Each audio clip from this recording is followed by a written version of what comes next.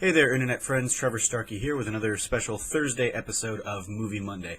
As I've been doing with a lot of the big blockbusters recently, I'm going to be doing a spoiler-free review of The Last Jedi today, and I will go see it again this weekend, and then I will do a kind of spoiler-filled version of the video on Monday for actual Movie Monday. So, without getting into spoilers, here are some thoughts on The Last Jedi. I feel like I was very fortunate going into The Last Jedi in that I had been largely radio silent on it.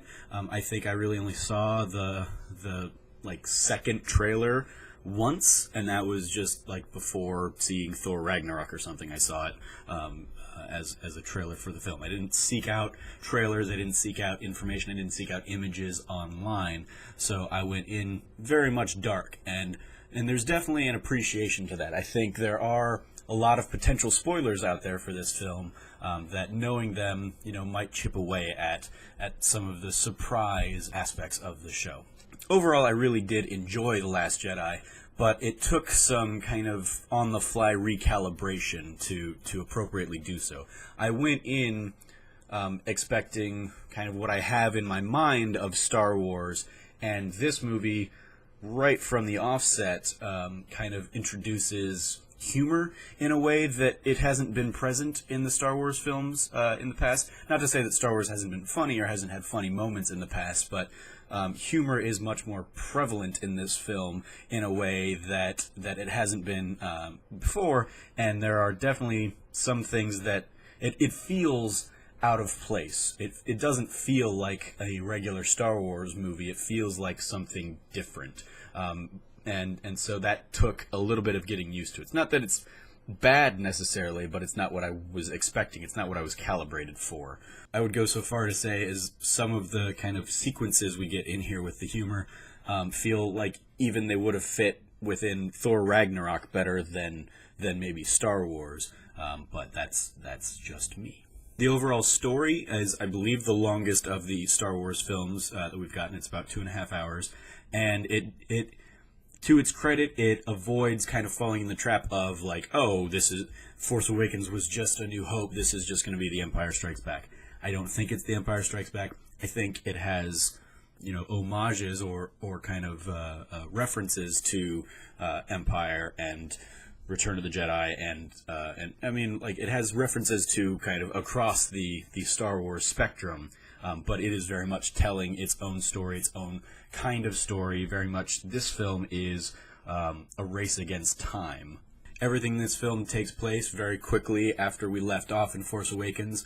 The First Order is furious and pissed off that Starkiller Base was destroyed, so they've hunted down and they are really right on the rebels.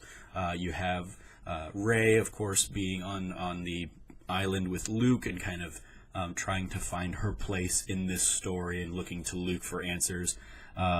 There's definitely a lot, I think, of attention given to kind of our new cast of characters in this film.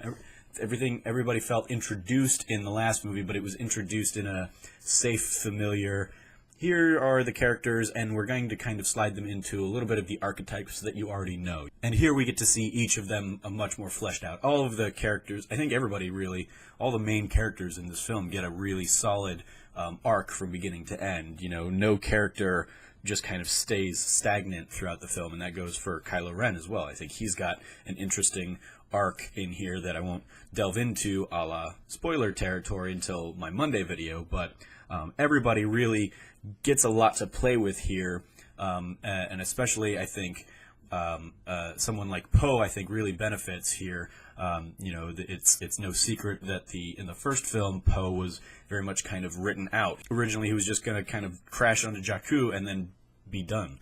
But everybody liked his performance so much that he was kind of brought into the fold and kind of became one of the faces of the new franchise.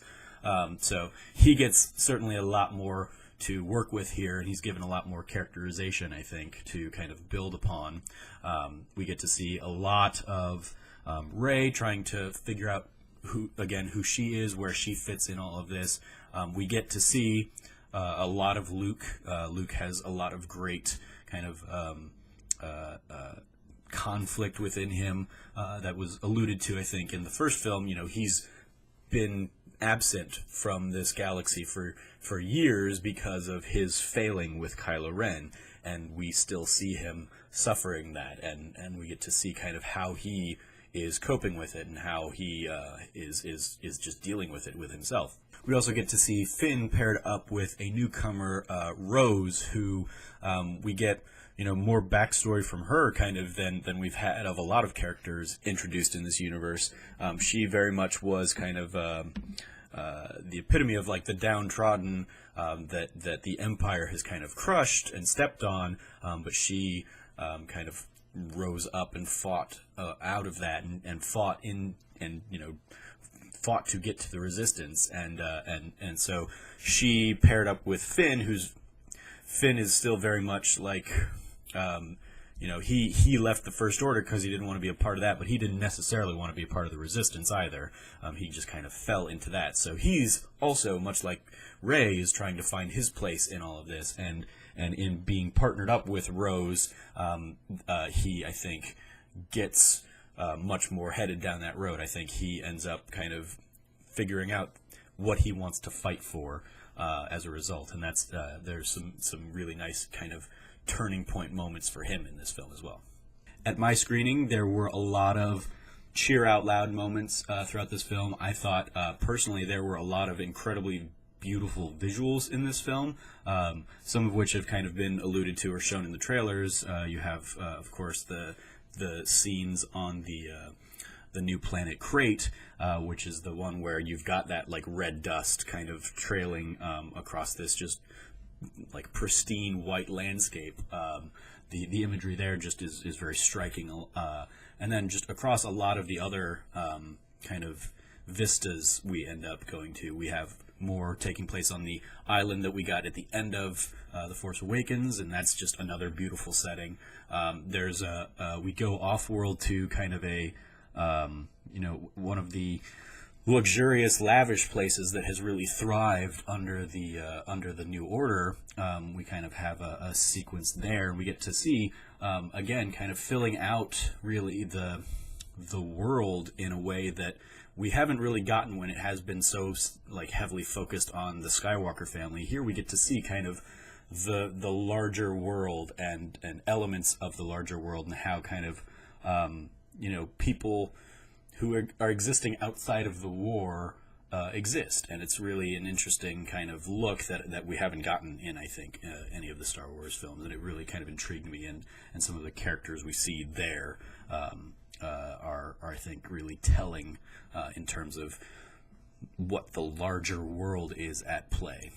Overall, I really did enjoy the film. There are certain moments in here that are incredibly beautiful payoffs to more than 30 years of storytelling. You are giving us kind of closing moments from stories that began in the 70s in this film, and there's something incredibly viscerally powerful about that, and more than one time throughout this film, I was just tearing up at the way kind of a story was kind of being brought into the fold.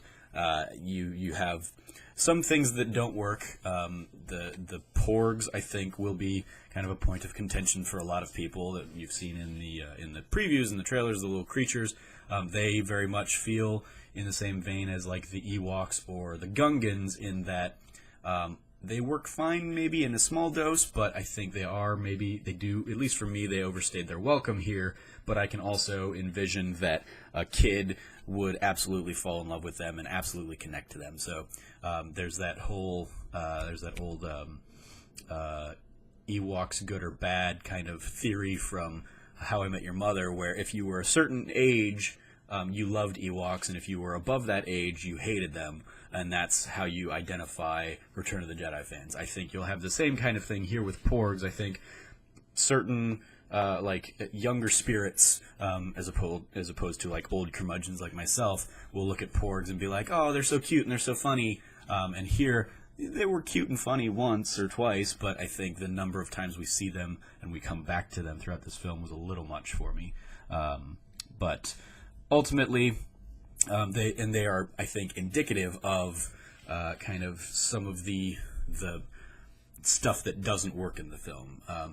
As I said, this is a much more tonally different film than other Star Wars films. It does play with humor more, and a lot of the humor was hit or miss for me. There were some things I was like, okay, like that's a cute joke, but it didn't get enough of a reaction out of me to, I think, merit the insertion of this weird little humor into the film. So that's going to be, at least after just a first viewing, that's a little bit of a sticking point for me. But ultimately, there are a lot of, great triumphant moments. A lot of characters throughout this film have incredible moments that had the audience cheering, and there were, very touching moments and gasps. It was definitely exciting to see it with such a diehard kind of audience. You had people there in costume and dressed up, and I really enjoyed the experience.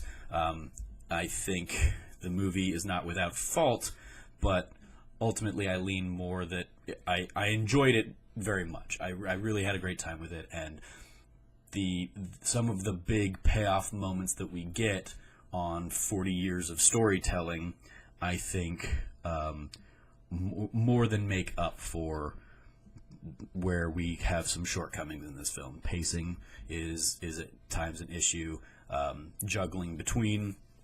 Bouncing between different stories feels like we lose track of time at points in what is very much a time-sensitive kind of story. So I think ultimately there are issues here, but it is, I think, a very good film and a very worthy addition to the Star Wars universe, even if tonally it feels at times out of place with the rest of the Star Wars universe. So those are my spoiler-free thoughts on The Last Jedi. Come back on Monday and I'll have a spoiler-filled rendition. Let me know what you thought about the film in the comments below. As always, I've been your host, Trevor Starkey from TrevorTrove.com. You can follow me at SnarkyStarkey on Twitter. And until next time, from here at the Trove, may the Force be with you.